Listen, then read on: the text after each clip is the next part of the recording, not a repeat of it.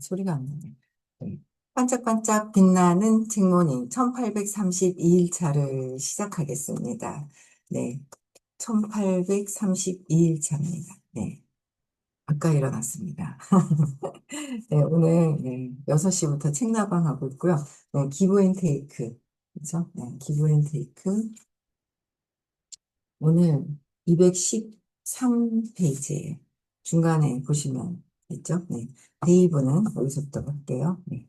데이브는 재판에서 이길 가능성이 반반이라고 생각했다. 물론 그는 자이언트와 두 직원이 유죄라는 설득력 있는 그림을 그려냈다. 문제는 이 사건에 세간의 이목이 집중되면서 압박이 엄청났다는 데 있었다. 그것은 데이브가 재판을 이끈 첫 번째 사건이었고, 그는 새파랗게 젊은 최연소 변호사였다. 더구나 한 번은 신문 중에 그의 오랜 골칫거리인 말 더듬중이 고개를 들었다. 그러니까 말 더듬증이 있나 봐요. 오래된 게. 그게 고개를 들었고 그 증상은 재판이 진행되는 동안 몇 번 더 나타났다. 말을 더듬으면 배심원들에게 데이브가 확신하지 못한다는 인상을 줄 위험이 있었다. 데이브는 특히 한 배심원의 영향력에 관심을 기울이고 있었다. 그 배심원은 재판이 진행되는 동안 피고 측을 지지한다는 인상을 강하게 풍겼다. 그는 자이언트와 두 직원이 아무 잘못도 하지 않았다고 생각하는 것처럼 보였다. 그 배심원은 피고 측 변호인이 변론할 때면 내내 고개를 끄덕이고 농담 한마디 한마디에 큰 소리로 웃는 등 열정적으로 반응했다. 반대로 데이브가 변론하는 동안에는 눈도 마주치지 않았고 시죽거리며 무시하는 듯한 몸짓을 보였다. 그는 늘 청바지를 입고 배심원석에 앉아 있었지만 최종 변론을 하는 날에는 정장에 넥타이까지 메고 나타났다. 말끔히 면도한 그가 당당하게 걸어 들어와 흠잡을 데 없는 태도로 자리에 앉는 모습을 보고 데이브는 가슴이 덜컥 내려앉았다. 그가 데이브를 지지하는 다른 배심원들을 모두 설복시키고 배심원 대표로 나서는 것이 분명했다. 데이브가 최종 변론을 마치자 그 배심원은 깊은 생각에 잠겼다. 퇴장할 때도 그 적대적인 배심원이 가장 먼저 걸어 나갔다. 그리고 예상대로 그가 배심원 대표로서 평결문을 읽었다. 배심원은 메이브의 고객 편에 서서 700만 달러를 배상하라는 판결을 내렸다. 펜실베니아 최대의 기업 비밀 사건 재판에서 데이브가 승리를 거둔 것이다.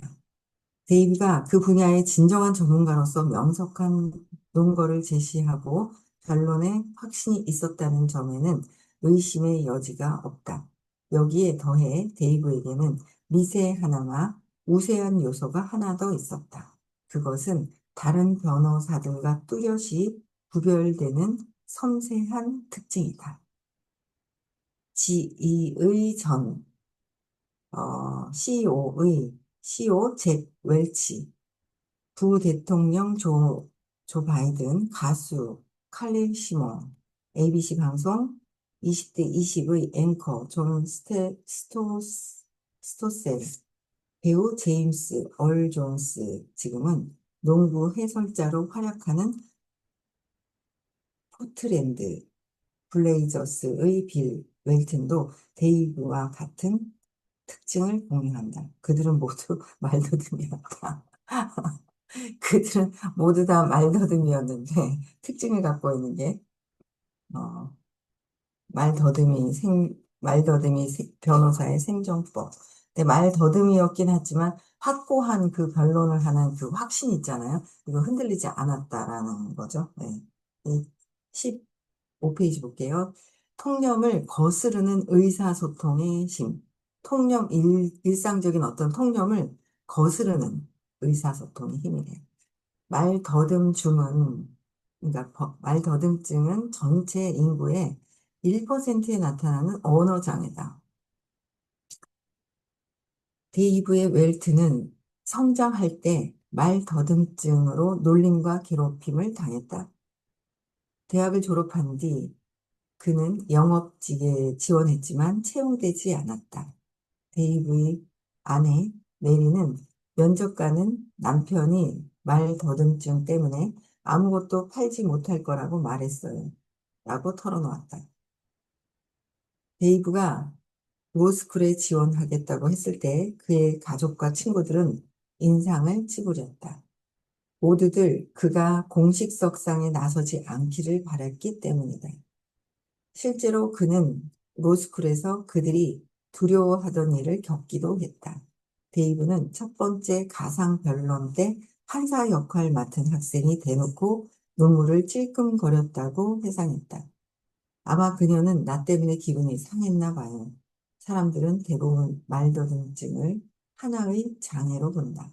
그래서 잭 웰치와 제임스 R. 존슨에게 언어 장애를 극복하고 자신감 있게 행복하는 사람을 보면 경이로움을 느낀다. 사실 말을 더듬는 사람 중 많은 이가 상당히 큰 성공을 거둔다. 그렇다고 그들 모두가 말더듬증을 완전히 극복하는 것은 아니다. 기업 비밀 재판에서 데이브가 말을 더듬으며 고생할 때 다소 기이한 일이 벌어졌다. 배심원들이 그를 좋아하게 된 것이다. 재판이 끝나자 배심원 몇몇이 그에게 다가왔다. 내게 말 더듬증이 있다는 걸 알고 나는 존경하게 되었다고 말해주더군요. 그들은 말 더듬증이 그리 심하지 않았다고 강조했지만 내게 이야기해 줄 만큼 분명히 느낀 게 사실입니다. 배심원들은 변호사가 되기로 마음먹은 내 용기에 존경을 표했습니다. 변론을 해야 되는데 말을 더듬으면 뭔가 오해를 하고 이거는 거짓말 탐지기에 잡힐 것 같고 막 이런 게 있잖아요. 그런데도 변호사가 되어서 하겠다는 그 마음먹은 그 용기의 존경을 표했다는 거예요. 이게 또 물론 데이브가 말더듬증 덕분에 재판에서 이긴 것은 아니다. 그러니까 말을 더듬든 안 더듬든 그게 중요한 것이 아니다라는 거예요. 그렇지만 말 더듬증은 배심원들과 유대감을 형성하는 데 도움을 주었고 대세는 그에게 유리한 쪽으로 바뀌었다. 데이브는 배심원들에게 인정받는 일에 대해 솔직한 심정을 들려주었다. 놀랍기도 하고 다소 당황스럽기도 했습니다. 처음엔 그렇게 심하게 더듬는 것 같지는 않는데 라는 생각을 했죠. 그런데 멀어져가는 배심원들의 뒷모습을 보면서 내게 자연스럽고 진정한 무언가가 있음을 깨달았습니다. 말더듬증이 장점이 될 수 있다는 놀라운 깨달음이었죠. 이 장에서는 데이브 웰튼의 경험을 탐구하며 사람들에게 영향을 끼치는 방법에 대해 중요하면서도 직관에 어긋나는 실마리를 제시하고자 한다. 그런데 우리는 사람들에게 영향을 끼치고 싶어 하는 것도 있어요. 그죠? 영향을 끼쳐서 그들에게 뭔가 영향력 있는 사람이 되고 싶어 하는 마음도 크거든요. 우리가 많이 그런 생각들을 갖고 있는데, 볼게요. 데이브는 다른 사람에게 영향을 주려고 할 때 어떤 걸, 이타적인 행동이 어떤 결과를 낳는가를 보여주는 좋은 사례다. 말 더듬든 안 더듬든, 말 더듬어서 잘 된 게 아니라 말 더듬고 안 더듬고를 떠나서 제일 실마리는 뭐예요? 이타심, 그렇죠? 이타적인 행동이 어떤 결과를 낳는가를 보여주는 좋은 사례다. 이타적인 행동이다라는 거예요. 데니얼 핑크는 져서 판매는 인간적인 일이다.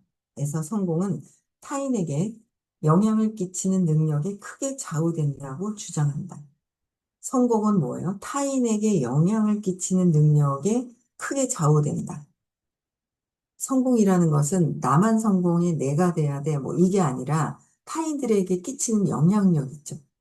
주변 사람들에게 끼치는 그 영향력이 주변 사람들에게 좋은 영향력, 좋은 인상, 저 사람 참 자기 일보다 어떻게 저렇게 대단하게 도와줄 수 있을까라든지 그런 마음들이 굉장히 크다라는 거죠.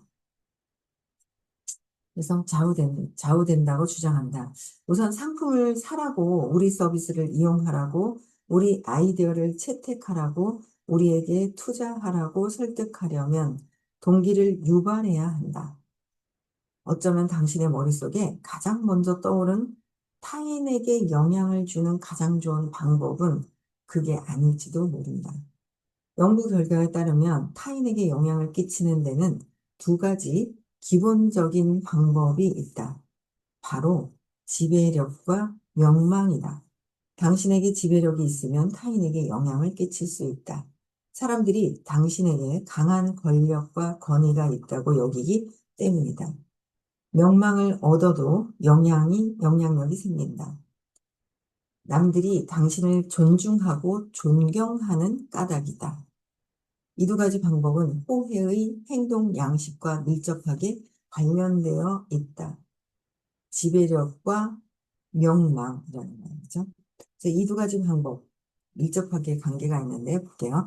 테이커는 지배력을 얻는 쪽에 관심이 많고 실제로 이 방면에서 더 뛰어난 수완을 발휘한다. 그들은 가급적 많은 가치를 손에 넣어 타인을 압도하려고 애쓰는 것이 테이커라는 거예요. 의사소통도 보통 강압적으로 해서 지배력을 구축하려 한다. 예를 들어 단호하게 말하고 자신의 권위를 주장하며 목소리를 높인다. 또 확신이 있는 인상을 주어 자신을 드러내고 자기 공적을 부풀리며 자부심을 똘똘 뭉쳐 있다. 자부심으로 똥똥 뭉쳐 있다. 자부심이 175잖아요. 자신감을 드러내고 자기 공적을 자신감을 드러내긴 하는데 이게 아마 자신감이 자부심으로 가는 거죠. 공적도 드러내고 자부심으로 똘똘 뭉쳐 있다. 확신이 있다는 인상을 주면서 거기에 자부심이 들어가 있으면 안 된다는 거죠. 확신은 갖고 있어야 돼. 누가 어떻게 하든 내가 하고 있는 일에 대한 것을 확신을 갖는 거는 굉장히 중요한 거죠. 확신을 갖고 있는데 겸손하냐. 그러니까 자존감이 높은 자존감 떨어지면 확신을 갖는 부분도 좀 떨어지기는 해요. 그래서 자존감부터 올리는 거. 왜냐하면 자존감이 높다 낮다는 뭐야? 자기 자신을 믿느냐, 믿지 않느냐, 자기 자신을 의심하느냐. 그 부분에 같이 연결이 되기 때문에 자존감이 낮으면 확신이 좀 떨어지는 경우도 있어요. 그래서 나를 먼저 사랑하고 나에 대한 믿음과 그러니까 그런 영향은 조금 있다는 거죠. 근데 저도 제가 100% 제가 자존감이 높은 상태는 아니었지만, 제가 하는 일에 굉장히, 뭐라고 해야 되나, 강력한 자신감보다 확신을 갖고 있었거든요. 그래서 100%는 아니지만 어느 정도 영향력은 좀 있어요. 그래서 어쨌든 자부심은 175다. 그래서 자부심에 대한 생각을 많이 하게 되는데, 자부심과 자존심이 딱 걸려, 175. 나는 이래, 이렇고 이래. 그리고 자부심이 있잖아요. 그럼 또 175에 걸려요. 근데 걸리면 170에 걸리면 내가 원하는 삶은 돈도 많고 존중받고 막 이렇잖아요. 그럼 그게 넘어서야 돼요. 자부심과 자존심을 넘어서야 되기 때문에 용기를 내서 자존심을 버리고 짓던져 버리고 용기를 내서 앞으로 나아가는 거. 그래서 서로 이타심, 200 이상으로 가면서 이타심이 많은 거거든요. 아니면 이기적인 마음이 200 이하에서는 강하다라는 거죠. 그래서 그게 완전히 딱 놓고 갈 수는 없어요. 200 이상이 됐다고 해서 이타심, 이기심 이게 아니라 섞여 있다 그랬죠. 그래서 200 이하는 감정에 아주 쏠려져 있고, 감정에. 200 이상은 감정이 나오지만 또 참나가 있고. 그래서 500에서 600까지는 참나가 나오지만 뒤에 마음이 에고가 있고 600 이상은 참나만 있다. 이렇게 얘기를 하셨어요. 그렇죠? 그래서 우리가 이 부분이 없어져야지 세상 사는데 편안하고 성공도 하고 부자도 되고 편안하게 그렇죠? 주변 사람들과 잘 지내고 이타심으로 잘 지낼 수 있는 그런 부분이에요. 이렇게 팔을 펼쳐서 굴림하는 듯한 자세를 취하거나 도전의 직면에 눈썹을 축혀 세우는 몸짓도 하나의 특징이다. 그뿐 아니라 물리적인 공간을 가능한 많이 차지하며 필요하면 화를 내거나 위협을 가해 힘을 과시한다. 테이커 스타일이라는 거죠. 화를 내거나 위협을 가하거나. 그래서 위협을 가하고 상대방의 단점을 딱 찍어서 먼저 탁 치고 들어가는 경우가 있어요. 근데 그런 경우, 테이커의 스타일이라는 거죠. 그래서 뭐 이런 분들 주변에서 봤을 거예요. 그죠? 짜증내거나 화를 내거나. 그러니까 거기에 걸려요. 같이 그렇게 있으면. 그래서 저도 얼마 전에도 한번 남편한테 걸렸죠. 승질부터 내. 눈 땡 그래가지고 막 이러면 있잖아요. 거 걸려버리는 거예요. 이게 습관적으로 되어 있더라고요. 습관. 뭔가 그 분위기를 압도하거나 막 그러고 싶을 때 하는 어떤 그런 행동들이 있죠. 동물들도 이렇게 보면 200 이하는 동물의 세계나 감정적으로 있기 때문에 동물의 세계나 같다 그랬잖아요.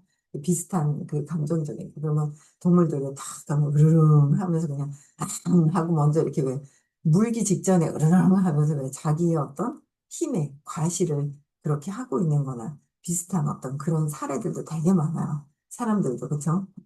우리는 그걸 거기서 벗어나려고 공부하고 있고. 또 볼게요. 이처럼 테이커는 타인에게 영향을 끼칠 목적으로 분위기를 조성하고 강력한 언어적, 비언어적 신호를 보내서 대화를 통제하려고 한다. 대화를 통제한다. 그 삐죽삐죽삐죽 하고요. 얘기하는데, 다른 타인들 얘기하는데 삐죽삐죽 하면서 상대방 기분을 상하게 하는 게 습관적으로 하고 있는 거예요. 얘기하는데 이제 그 본인의 어떤 그런 것들이 음, 얘기하는데 계속 자기 것만 보고 귀는 들어요. 안 듣는 게 아니라 듣는데 딴 행동을 해요. 이게 아주 그 왜 본인이 그런 생각을 해요. 저도 뭐한 번씩 선생님 강의할 때 딴짓 뭐 혼자서 지겹거나 이러면 혼자 딴짓도 하긴 하지만 강의할 때 눈을 감는다거나 딴짓을 막 이렇게 한다거나 이렇게 막 한다거나 그러면 아 그렇지 하면서 또 그렇지 하고 생각 각성업 또 놓고 또 그렇지 하고 놓고 그래서 이렇게 그럴 때 선생님께서는 말씀을 안 하시지만 내 앞에서 내가 강의를 하는데 다 모두가 휴대폰만 보고 있어요. 기분이 어떨까? 그죠? 기분이 안 좋죠. 다 내가 앞에서 서서 강의를 하는데 어 휴대폰을 봐. 기분이 안 좋죠. 내가 앞에서 강의를 막 하고 있는데 막 눈을 감고 있어요. 눈 감고 막, 눈 감고 명상도 하고 싶고 막 이러는데 못 하겠는 거예요. 그래서 조용히 그냥 내리깔고 그냥 조용히 내리깔아서 그 감정에다 집중하고 해결하고 뭐 어떻게 하질 못해. 혹시 강의하시는데 기분 나쁘시지 않을까 하는 생각이 드는 거예요. 그래서 그런 것들. 그러니까 이런 테이커적인 어떤 하는 행동들이 그런 게 있다는 거죠. 상대방을 통제하고 상대방에게 내 관심사를 끌어낼 때 그런 것들을 하는 거라는 거죠. 계속 막 있죠. 주의가 가지 않을까요? 막 휴대폰을 보면 강사의 주의가 엉뚱하게 간다는 거죠. 좋은 느낌으로 가는 게 아니라 안 좋은 느낌으로 가거든요. 그래서 내가 그렇게 됐을 때 역으로 생각을 해보는 거야. 내가 저렇게 옆 사람하고 얘기를 할 때, 내가 강의할 때, 그쵸. 그러면서도 해요. 조심해야죠. 각성해야 되는 거예요. 네. 그래서 각성해서 내가, 이렇게 상대방이 내가 하는 행동이 상대방이 했을 때 역할이 바뀌었을 때 어떨까 하는 그런 생각도 한번 해보는 거죠. 그래서 또 볼게요. 그 결과 테이커는 기버보다 훨씬 더 효과적으로 지배력을 얻게 된다는 거예요. 지배력을 탁 얻는 게 테이커가 하는 거라는 거예요. 지배력을 탁 먼저 얻을 수 있다. 기버는 그렇게 하지 않기 때문에 기버가 누구인지 뭔지 잘 모른다는 거예요.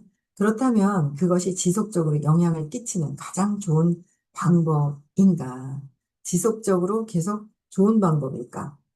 이게 상대가 회의적인 반응을 보일 때 그를 압도하려 하면 상대는 더 심하게 저항한다. 상대가 적일 때조차 지배는 제로섬 게임이다. 상대가 수능적일 때조차도 지배는 제로섬 게임이다. 지배는 제로. 그죠? 내가 힘과 권위를 더 많이 가질수록 상대는 적게 갖는다. 따라서 테이커는 자기보다 더 지배력이 강한 사람을 만날 경우 영향력을 잃을 위험이 있다. 내가 지배력을 더 가지면, 나보다 더 센 사람을 가지면 그 영향력은 잃게 되는 것이다. 라는 거예요. 반면 명망은 제로섬 게임이 아니다. 우리가 나눌 수 있는 존중과 존경의 총량에는 한계가 없다. 이 사실은 명망에 더 지속적인 가치가 있음을 의미한다. 따라서 우리는 명망을 얻은 법을 검토해 볼 필요가 있다. 얻는 법을 검토해 볼 필요가 있다는 거야. 테이커의 강력한 의사소통 방식의 반대의 개념은 힘을 뺀 의사소통이다. 반대가 의- 강력한 의사소통 방식의 반대 개념은 뭐야? 힘을 뺀 의사소통. 힘을 뺀 의사소통은 덜 단정적으로 말하고 의문을 많이 드러내며 상대의 조언에 크게 의지하는 것을 말한다. 의사소통은 덜 단정적으로 말하고 의문을 많이 드러내며 의문점을 많이 드러내는 것. 상대의 조언에 크게 의지하는 것을 말하는데 이런 방식으로 대화하는 사람은 무방비 상태로 약점을 드러내고 망설이면서 일얼버무리며 자기 권리를 포기하는 식으로 이야기한다. 수잔 케인은 콰이어트에서 서구 사회는 사람들이 힘있게 대화하기를 기대야 한다고 지적한다. 우리는 위대한 사람은 자신의 메시지를 강력하게 전달하기 위해 힘차게 말하고 강력한 어휘를 사용한다는 말을 들으며 자랐다. 힘을 뺀 의사소통 방식으로는 사람들에게 영향을 분리, 끼쳐야 할 때 불리하다는 이유에서이다. 그러니까 힘을 뺀 의사소통 방식으로는 사람들에게 영향을 끼쳐야 할 때 불리하다는 이유인데 나는 이 장에서 영향력을 얻으려면 확신을 드러내며 단정적으로 말하는 것이 중요하다는 전통적인 통념에 도전하려 한다. 그런 대화 방식이 항상 통하는 건 아니다. 오히려 기버가 본능적으로 택하는 힘을 뺀 의사소통 방식이 명망을 얻는데 놀라울 정도로 효과적이라는 사실이 밝혀졌다. 여기서는 발표, 세일즈, 설득, 협상이라는데 협상이라는 네 가지 범주에서 기버가 어떻게 명망을 얻는지 추적해 볼 것이다.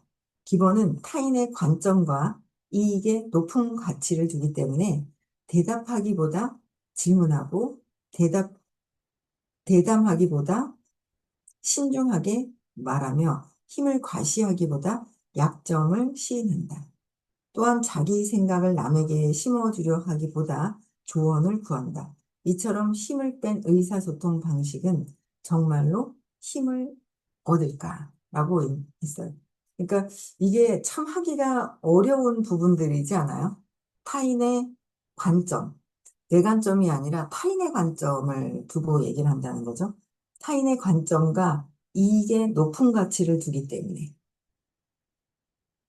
대답하기보다 질문하고 대담하기보다는 신중하게 말하며 힘을 과시하기보다는 약점도 시인하고, 아, 내가 이런 부분 잘 못해. 라고 약점도 시인하고, 또한 자기 생각을 남에게 심어주려고 하는 조언을 하기보다 그냥 조언을 구하는 거죠. 내가 심어주기보다 그들의 생각과 이런 걸 어떻게 하면 좋을까라고 해서 조언을 얻는 거. 이처럼 이게 힘을 뺀 의사소통의 방식인 거예요. 우리는 내 생각을 관철시키려고 하고 막 그러잖아요. 근데 그게 진짜 힘을 얻을 수 있는가라는 거는 뒤에 약점을 드러내는 태도의 가치. 나의 약점을 드러내라. 그죠? 드러내라라고 하는 거예요. 근데 음, 이제 오늘 읽는 거는 여기까지 읽어야 되겠어요. 이제 단락을 한번 더 넘어가기 전에 여기까지 잘라서 네, 또, 되게, 그래서 약점을 드러내는 태도의 가치라는 거야. 내가 약점을 드러냈어. 난 이런 거 이런 거 잘 못해. 이런 부분이 이래라고 얘기를 할 수 있잖아요. 근데 그런 부분들이 타인의 관점이라는 거야. 근데 너무 웃기죠. 그러니까 그들의 관점에 대해서, 근데 꼭 이상하게 수업을 할 때는 사람들이, 요새는 그런 얘기를 모르겠어요. 아셔서 안 하시는지 잘 모르겠는데, 요새는 그런 얘기 안 하시더라고요. 선생님도 뭐요? 그들의 관점에 의해서 대답을 해주시는 거죠. 근데 또 보면서 쟤는 왜 많이 해주고 나는 왜 쬐끔 해주고 쟤는 왜 저렇게 얘기해줬는데 나는 왜 안 해줄까? 이런 얘기들을 또 하는 거예요. 근데 그게 이제 타인의 관점, 그들의 관점에 대해서 관점에 맞춰서 대답을 해주시는 경우가 그렇게 대답을 해주시죠. 그래야 이해를 하잖아요. 다 똑같이 듣고 똑같이 하고 똑같은 세월이 지나도 시간이 지나도 받아들이는 관점이 다 틀리기 때문에 그 의식의 어떤 그런 게 다 틀리잖아요. 거기만큼만 거기만큼만 듣는 부분들도 있고 나 역시도 그게 맞구나라고 받아들이면서 나도 그래야지만 타인의 관점이 있어요. 근데 내 관점으로 나에게 답을 해주고 남들한테도 내 위주로 답을 뭔가 한다면 소통이 덜 일어나는 부분들인 거죠. 그래서 여기서는 타인을 위한 어떤 그런 마음들, 그런 것들이 굉장히 많이 되어 있어서 내용이 되게 좋은 것 같아요. 그렇죠? 네. 저는 오늘 여기까지 하고요. 내가 아닌 타인을 위한 거. 저는 되게 어제도 오래간만에 강사 미팅을 했단 말이에요. 근데 강사 미팅도 그 전에 저희가 이제 시스템 리더 미팅을 막 이렇게 여러 번 하고 10월에도 대구에서 할 때 또 시스템 리더 미팅이 또 있어요. 그래서 미팅이 있는데 만나면서 얘기를 하니까 훨씬 더 소통이 더 잘 되는 거죠. 만나면서 얘기하면서 소통이 더 잘 되고 그러고 나서는 또 와서 또 미팅을 하니까 훨씬 더 편안하고 빨리빨리 끝나는 거예요. 그래서 생각보다 일찍 끝났죠. 1시간 반이나 일찍 끝났나요? 일찍 끝나요. 그래서 뭔가 그게 에너지가 시간이 일찍 끝나고 안 끝나고를 떠나서 에너지가 서로 뭔가 잘 어우러져 가는, 부드럽게 이렇게 굴러가는 그런 느낌들이 있어요. 그래서 저희 그룹이 엄청 잘 되지 않을까라는 생각을 합니다. 네. 잘 될 것 같아요. 잘 되기로 되어 있어서 벌써 어제도 선생님 그러셨던 것 같은데요. 잘 되어져 가는 거에 가동을, 예, 시동이 걸렸어요. 시동이 걸려서 여기서 어떻게 또 해 나갈까? 그건 또 이제 우리가 또 해 나가야 될 것이고, 네. 그래서 잘 될 겁니다. 네. 저는 여기까지 하고요. 네, 인사하고 마칠게요. 어, 요번 주에 이제 화요일은 부산이고요. 토요일은 수업이 없어요. 그래서 10월 11일 날 수업이 서울에 있는데 그때 아마 티켓팅 해놓으신 분들이 많은데 호킨스 박사님의 영상을 바로 직접적으로 틀어주는 시간이 있거든요. 직접 틀어주세요. 그래서 많이들 오시면 좋을 것 같아요. 그렇죠?